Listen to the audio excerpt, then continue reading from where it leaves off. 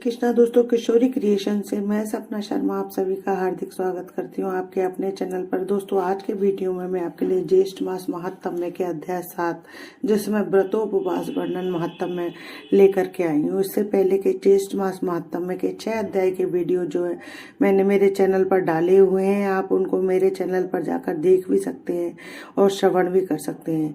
ज्येष्ठ मास महात्म्य सुनने के लिए सबसे पहले ब्रह्म मुहूर्त में उठकर स्नान आदि से निवृत्त होकर स्वच्छ वस्त्र पहन करके श्री हरि विष्णु की पूजा आराधना करें। फिर उसके बाद में ज्येष्ठ मास महात्म्य का अध्याय सुने।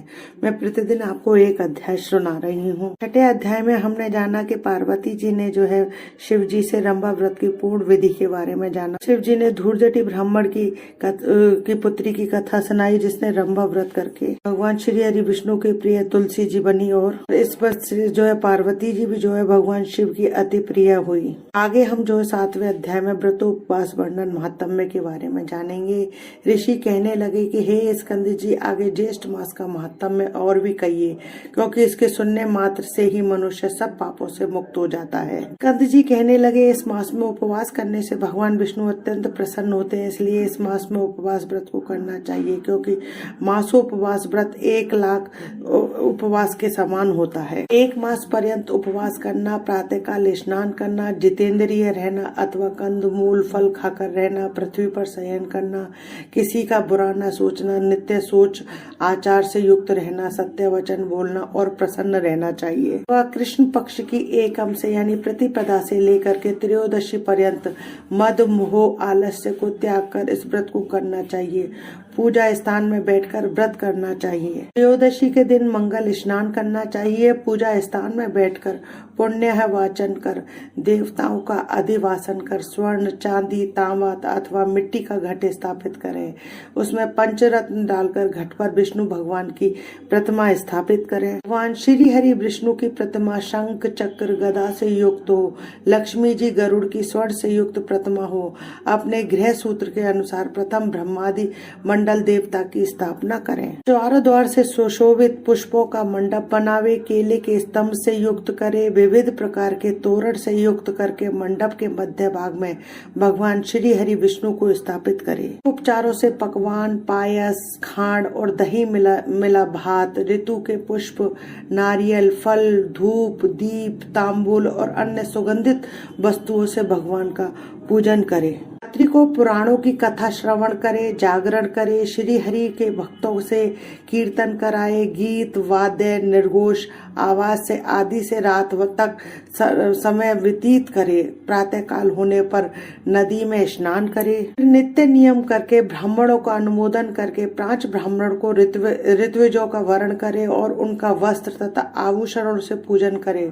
कुंड या वेदी में अग्नि स्थापित करके विधि पूर्वक हवन करे। सूक्त के मंत्रों से 16 आहुतियां देवे। शर्करा, घृत, तिल, पायस, खीर की 108 आहुति विष्णु केति मंत्र से देवे। हवन के पश्चात पूर्ण आहुति कर शेष हवन को समाप्त करे।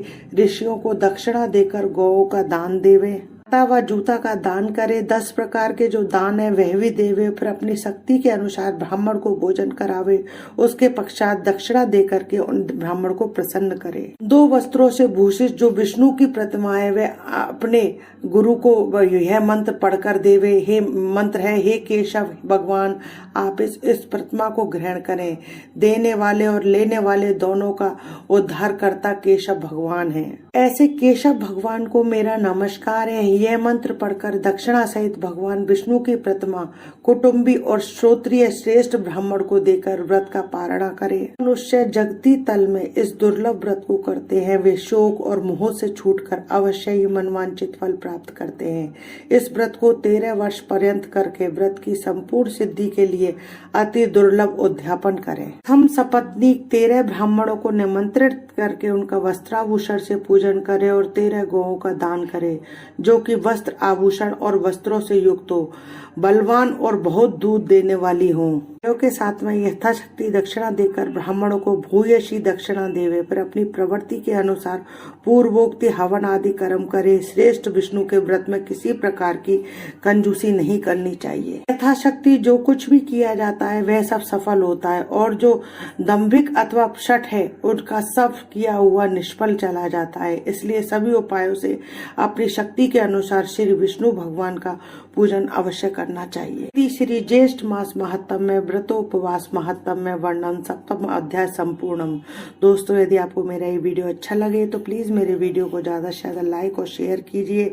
यदि आपने अभी तक मेरे चैनल को सब्सक्राइब नहीं किया है तो उसे सब्सक्राइब करना ना भूलें। पास ही वह बेल आइकन को दबाएं जिससे मेरे आने वाले हर नए वीडियो का नोटिफिकेशन आपको मिल जाए। हिंदू धर्म, रीति रिवाज, कथा कहानी जानने के लिए मेरे चैनल पर बने रहने के लिए बहुत बहुत धन्यवाद और जय श्री कृष्णा दोस्तों।